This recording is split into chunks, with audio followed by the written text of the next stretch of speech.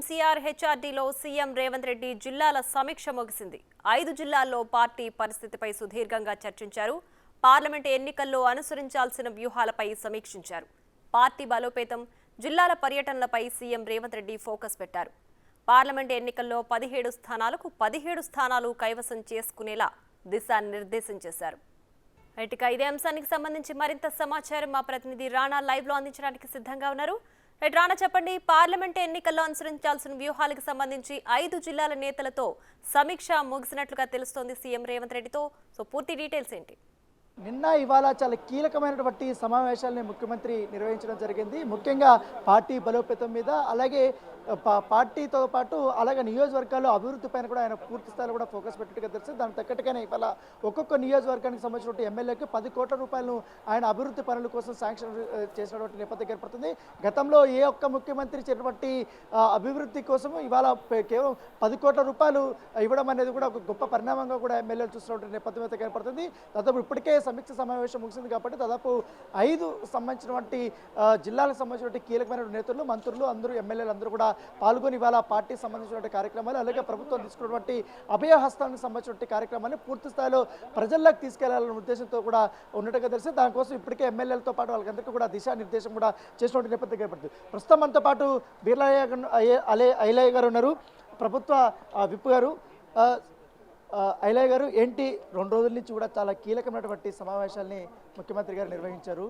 ఎందుకంటే ఇవాళ మీ జిల్లాకు సంబంధించినటువంటి సమీక్ష సమావేశం కూడా జరిగింది. ఇవాళ ముఖ్యమంత్రి గారు ఏ అంశాల మీద ఎక్కువగా ఫోకస్ పెట్టారు, మీకు ఏ అంశాల మీద దిశానిర్దేశం చేశారు? తెలంగాణ ప్రజలు మంచి తీర్పు ఇచ్చిన తర్వాత ప్రజలకు చేరువ ఉండాలి, ప్రజలకు అందుబాటులో ఉండాలనే ఉద్దేశంతో ఒక తల్లి సోనియం ఇచ్చినటువంటి అభయహస్తం 6 గ్యారెంటీలను అమలు చేయడం కోసం 28 తారీఖు నుంచి 6 తారీఖు వరకు ప్రజాపాలన, గెలిచిన తర్వాత ప్రభుత్వ ఏర్పాటు, తదనంతరం అసెంబ్లీ సమావేశాలతోటి మా ముఖ్యమంత్రి రేవంత్ రెడ్డి గారు నేరుగా ఎమ్మెల్యేలకు ప్రత్యేకంగా పిలిచి ఈరోజు ఆయా అసెంబ్లీ నియోజకవర్గాల్లో అభివృద్ధి కోసం తెలంగాణ రాష్ట్ర చరిత్రలో ఎన్నడూ లేని విధంగా గతంలో ఏ ఎమ్మెల్యేలకు ఇవ్వనంత ఫండు నిజంగా గొప్ప వరం ఇవ్వాల. ఒక్కొక్క ఎమ్మెల్యేకు 10 కోట్లు అనేది చాలా గొప్ప విషయం. మేము ఎలక్షన్లప్పుడు ఎక్కడైతే ఆ గ్రామాలలో ఉన్నటువంటి సమస్యల మీద స్పందించి అక్కడ డ్రైనేజీ కానీ, సీసీ రోడ్ కానీ, అక్కడ కమ్యూనిటీలు కానీ ఏదైతే హామీ ఇచ్చినామో ఆ హామీని గెలిచిన నెల రోజుల్లోనే మేము వాళ్లకు ఫిల్ఫిల్ చేయబోతున్నాం, అమలు హామీ చేయబోతున్నాం. మేము ఎమ్మెల్యేలుగా గెలిచి కూడా అదొక మాకు గొప్ప వరంగా మేము భావిస్తాం. ఎందుకంటే రేవంత్ రెడ్డి గారి గొప్ప మనసు మాకు చాలా అర్థమైపోయింది. గతంలో ఎమ్మెల్యేలు, మంత్రులు కూడా నేరుగా ముఖ్యమంత్రిని కలవలేని చరిత్ర. ఇవాళ ఒక ముఖ్యమంత్రి హోదాలో సాదాసీదగా మాతో కూర్చొని ఐలీ బాగున్నావా, నీ కాన్షియస్ ఎట్లుంది, మీ కాన్షియస్లో ఏమేమి సమస్యలు ఉన్నాయి, ఎంత డీప్గా అంటే ఒక గ్రామ స్థాయిలో సమస్యలను కూడా తెలుసుకున్న ముఖ్యమంత్రి అంటే నిజంగా ఇవాళ రేవంత్ రెడ్డి గారు. ఆయన మన రాష్ట్రంలో ముఖ్యమంత్రి కావడం చాలా అదృష్టంగా భావిస్తూ, ముఖ్యంగా మా ఎమ్మెల్యేలకైతే ఒక పెద్ద అండగా, గతంలో ఉన్నటువంటి మంత్రులు, ముఖ్యమంత్రులు ఎవరు కూడా ప్రగతి భవన్ మెట్లకపోయేది, కనీసం గెలిచిన నుంచి ఒక్కసారి 2 సార్లు కూడా ముఖ్యమంత్రిని కలిపోయేది. ఇవాళ మా పేరు పెట్టి పక్కన పిలుచుకొని నీ నియోజకవర్గంలో ఏ సమస్యలు ఉన్నాయి, నీకేం కావాలి, మీ నియోజకవర్గానికి 10 కోట్లు ఇస్తున్నా, నువ్వు తొందరగా కూడా అందరికీ అందుబాటులో ఉండి అన్ని సమస్యలు తీర్చని చెప్పడం మాకు అదృష్టంగా భావిస్తూ, మా ప్రాంత ప్రజలకు సేవ చేసే అదృష్టం అక్కడ ప్రజలు ఇచ్చిరు, ఇక్కడ నిధులు కూడా మా ముఖ్యమంత్రి ఇచ్చిండు. ఇలా దాంతో పాటు మా ఆలయ నియోజకవర్గానికి మంచి పేరు తెస్తా అని చెప్పి తెలుసు. ఏదైతే తల్లి సోనియం ఇచ్చినటువంటి అభయహస్తం ద్వారా 6 గ్యారెంటీలను కూడా త్వరగా ఇంప్లిమెంట్ చేద్దామని చెప్పి చర్చించడం జరిగింది. రాష్ట్ర సమస్యలను కూడా ఎప్పటికప్పుడు స్పందించి అందరికీ అందుబాటులో ఉండాలి. ఒక 20 సంవత్సరాలు కాంగ్రెస్ పార్టీ తెలంగాణలో పూర్తి మెజార్టీతో గెలిచే దిశగా పయనిస్తుంది. అదేవిధంగా రేపు లోక్సభ విషయంలో కూడా అన్ని గ్రామాలలో గ్రామ కమిటీలతో పాటు అందరినీ ఉత్తేజం కార్యాచరణ చేసి వాళ్ళకు కూడా కమిటీలు వేసి రేపు ఇక్కడ తెలంగాణలో 15-16 సీట్లు వచ్చే దశగా అందరం కష్టపడాలి.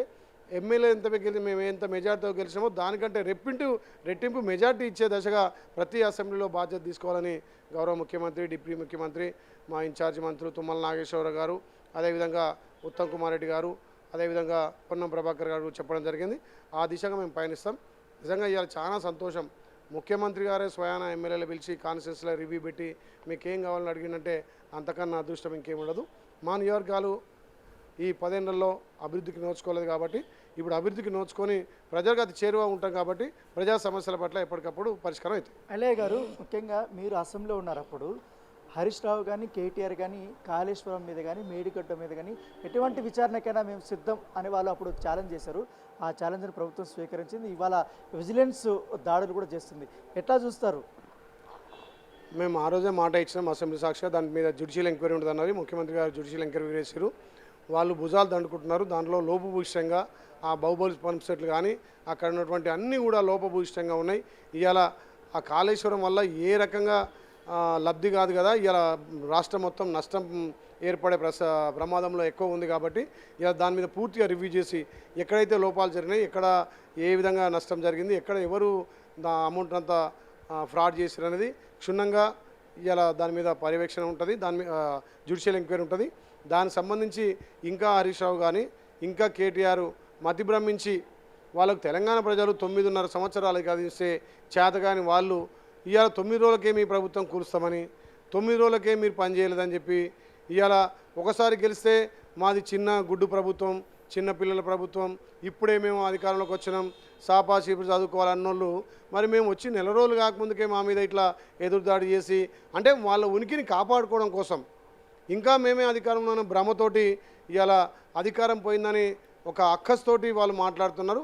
దీన్ని యావత్ తెలంగాణ ప్రజలు గమనిస్తున్నారు. కాబట్టి వాళ్ళ పిచ్చి మాటలకు కానీ వాళ్ళ చేష్టలకు తెలంగాణ ప్రజలు బుద్ధి చెప్పారు. లోక్సభ ఎన్నికల్లో కూడా ఇంకా భారీగా బుద్ధి చెప్తారు. వాళ్ళకి డిపాజిట్ కూడా రాదు. సో ఇది ఖచ్చితంగా కూడా ఇవాళ సమీక్ష సమావేశంలో నిన్నటి నుంచి కూడా పాల్గొన్నటువంటి ప్రతి నియోజకవర్గాన్ని 10 కోట్ల రూపాయలు ముఖ్యమంత్రి శాంక్షన్ చేశారు. దాంతోపాటు మౌలికంగా అక్కడ నియోజకవర్గంలో ఉన్నటువంటి మెయిన్ ప్రాబ్లమ్స్ మీద పూర్తి స్థాయిలో కూడా దృష్టి పెట్టమనేసి కూడా ఆయన ఆదేశించినట్టుగా తెలిసింది. పార్లమెంటరీ ఎలక్షన్స్ కూడా రాబోతున్నాయి కాబట్టి పార్టీ బలోపేతం పైన పూర్తి స్థాయిలో కూడా దృష్టి పెట్టాలని కూడా ఆయన ఆదేశించినట్టుగా తెలిసింది. ప్రతి ఒక్క ఎమ్మెల్యే కానీ నాయకుడు కానీ సీనియర్ నేతలు మండలి లెవెల్ నుంచి కూడా ప్రతి ఒక్కరు కూడా గ్రౌండ్లోనే ఉండాలని కూడా చెప్పడం జరిగింది. తొందరలోనే నేను జిల్లా పర్యటన కూడా చేయబోతున్నాను, ప్రతి ఒక్క నియోజకవర్గానికి కూడా నేను రాబోతున్నా, అభివృద్ధి పథకాలు అనేది కూడా ప్రతి ఒక్క అరుగుడికి చేరవాలనే ఉద్దేశంతో ఉన్నాం. కాబట్టి కాంగ్రెస్ పార్టీ దాని మీద ప్రధానంగా దృష్టి పెట్టింది. కాబట్టి మీరందరూ కూడా జిల్లాలోనే ఉండాలి, ప్రతి ఒక్కరు కూడా మీ యొక్క నియోజకవర్గాలకు వెళ్ళాలనేసి కూడా ఇవాళ దిశానిర్దేశం చేసినట్టుగా మనకు తెలుస్తుంది. Right Rana, thanks for the updates.